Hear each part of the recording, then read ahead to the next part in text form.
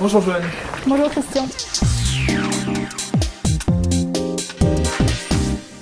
Écoute, ça tombe bien. Pour présenter mon métier, j'allais justement à la Méno et on va rencontrer une personne dont l'immeuble va être démoli et qu'il faudra reloger. Très bien. C'est parti. Alors.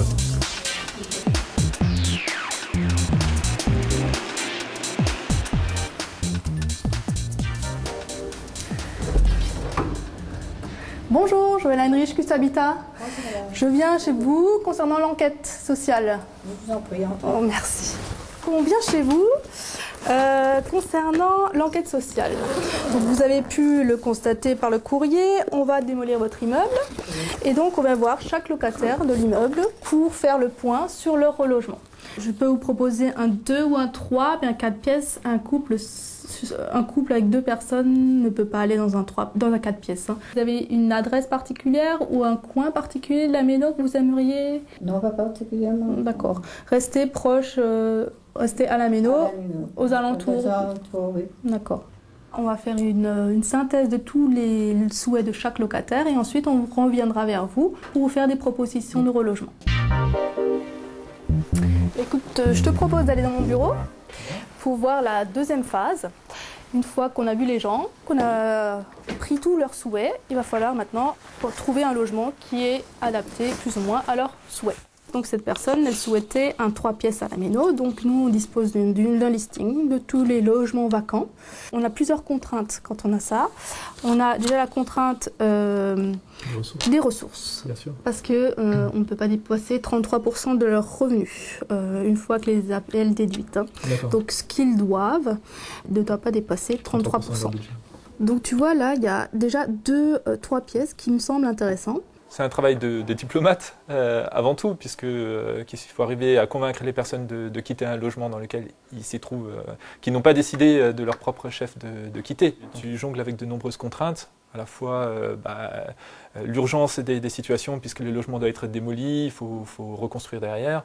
Par ailleurs, les disponibilités, on n'a pas forcément les disponibilités au moment où on en a besoin.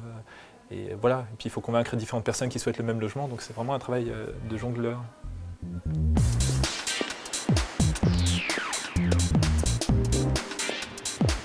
Bonjour Joël. Bonjour. Tu vas bien? Ça va bien, merci. Tu as trouvé facilement le chemin? Parfait, en face du tram, donc très facile. Parfait. Bienvenue à Opus 67, je te propose de regagner mon bureau. Donc, tu vois, on y voit surtout du rouge, donc le rouge c'est la couleur du contentieux. D'accord.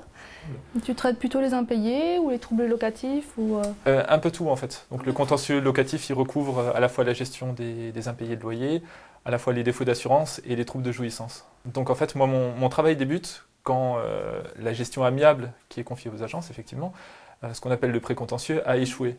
Donc à ce moment-là, le dossier m'est transmis et puis quand je reçois le dossier, je l'analyse, je vois dans quelle mesure il est possible d'éviter une procédure et le cas échéant, à chaque fois que c'est nécessaire, j'engage des procédures soit de recouvrement judiciaire, soit de procédure d'expulsion pour les situations les plus graves. Je te propose de regarder ensemble un échantillon de dossiers parmi ceux que je devais étudier aujourd'hui.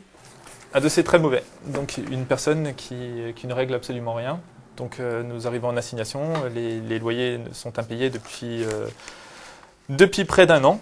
Donc le dossier passe au tribunal le 16 juin.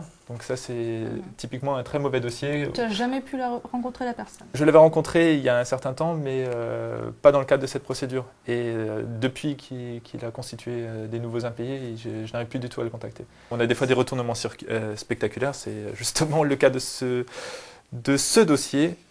Donc c'était une personne que j'ai assignée, que j'ai vue au tribunal mardi dernier. Elle m'a réglé, ça fait un an qu'elle ne réglait rien du tout, elle m'a réglé l'intégralité de la dette, 4 300 €. Voilà, donc ça c'est un retournement spectaculaire, ça arrive aussi.